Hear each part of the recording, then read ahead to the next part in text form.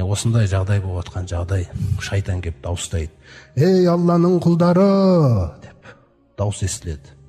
Арттарыңнан кеп қалды деп. Арттарынан кеп қалды деген кезде, мына жақтағы мүшриктерді қуып баратқан сахабалар, ол жаққа қарай келатқан сахабалар бірге қосылды ғой. Мыналардың келгенін білмейді ғой. Ана жер бұрқыраған шаң, атты әскерлер мына жақтан қуып келе жатыр.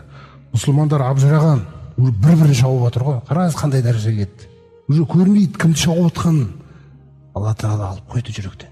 Хузайфа айтады: ей бауырларым, әкем анау, әкем. Ей әкемді байқаңдаршы деп жатқан. Әкесін біреу шауып жіберген. Қараңыз қандай жады. Алла кешірсін сендерді бауырларым, Алла кешірсін. Хузайфа, қараңыз қандай жағдайға. Дұшпанның осындай тактикасы бар. Ақпараттық соғыста бүгінгі күні. Бүгін сізбен ешкім қылышпен соғыспайды, танкпен әкеп соғыспайды. Бірақ санаңды өзіңе қыласы алады. Сол санаңда ана ақида, иман негіздерінің тармақтарында, фиқ негіздерінің тармақтарында бір-біріңе әкеп диірменнің ортасына салады да, бір-біріңді жаңағыдай нәрсе қылып атқан нәрсе бұл жағдай. Мұсылман осы нәрсені түсіну керек. Әне Хузайфа қолдан қателікпен кетті. Алла Тағала түсіндірді. Ниса сүресінде аят түсіріп, мүминді өлтіруіне болмайды, тек қателесіп қана болмаса. Қателесіп өлтіріп қойса құнын толық төлеу керек деп.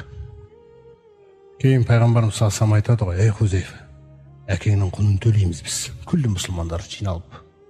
Сонда Хузайфаның жүрегінің тазалығы соншалықты: әкемнің құнын мұсылмандарға садақа қылдым, менің жүрегім бәріне жақсы дейді. Осындай адамды көрдіңіз ба?